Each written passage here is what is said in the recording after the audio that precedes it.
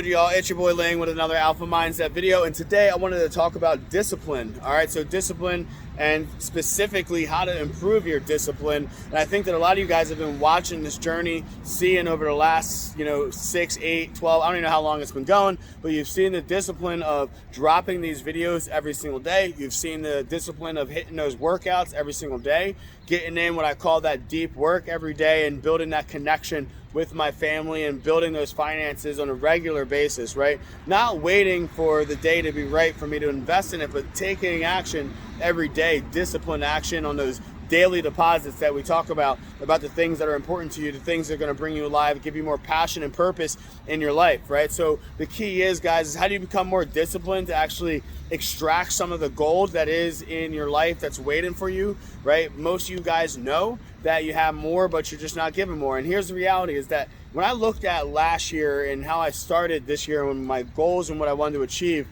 I had looked at something, and I'm not proud. I am kind of proud to say it, but I'm also not proud to say it, that last year I had smashed it in Madden. I was obsessed with playing Madden online, and I got into a point where the rankings, it was like a video game, literally the video game inside the video game, but I just was obsessed with seeing my rankings continually, go up or down, whatever way you want to look at it. And I had gotten to a point where I was in the bottom 12% in the world on Madden and PlayStation, and I was really happy about that. I would go around telling everyone and bragging about it, right? And people go, how did you do that? And I'd be like, well, you got to play a lot of games of Madden. And what I realized was that was a really stupid thing to go around and brag about, because the reality is that I was bragging about discipline that I had of playing all these games of Madden, but really I was just wasting time doing stuff that wasn't bringing me closer towards my goals. I had spent hours and hours and hours on a video game instead of hours and hours and hours studying a new book or a new course or learning some new materials or new skills that would maybe improve my skill sets or improve my income, right? So the reality was that this year I wanted to have more discipline in that area, so I decided I wasn't going to hook up my PlayStation at all. My game is not hooked up.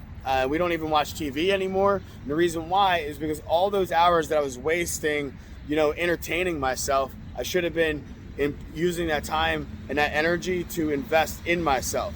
So that's really one of the biggest differences, is now I just use all that time to actually read books and take courses, and I'm able to just exceed the expectations that I have for myself, because it's speed learning. I'm learning how to learn faster. I'm learning how to implement things. And so a lot of people don't realize that the discipline that you're looking for is not something that you can go out and get, right? How did I create the discipline? And there's a difference between discipline and self-imposed discipline.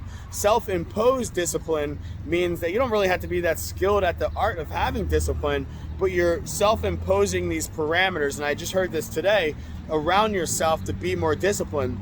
A lot of you guys saw my workout routine and the regimen of the 7 days of training, but the reality is I put a self-imposed discipline measure on there, meaning I told all of you guys that I was going to work out 7 days a week. I told everyone in the gym that I was going to work out 7 days a week, and I put it all over my social media. So therefore, there was this underlying anxiety or pressure for me to actually follow through with my word, to keep my alignment intact, to keep my integrity intact, to keep my character intact, right? Because these are all the things that you want to make sure that you protect, and that's why self-imposed discipline works better. So going out and saying, I'm going to work on this thing for this period of time, it also works in the workspace. So if someone hires me to write a training program for them, well, I'm going to have a deadline and when I got to get that work back to them, right? So self-imposed discipline is actually just putting deadlines and parameters around the work that needs to get done.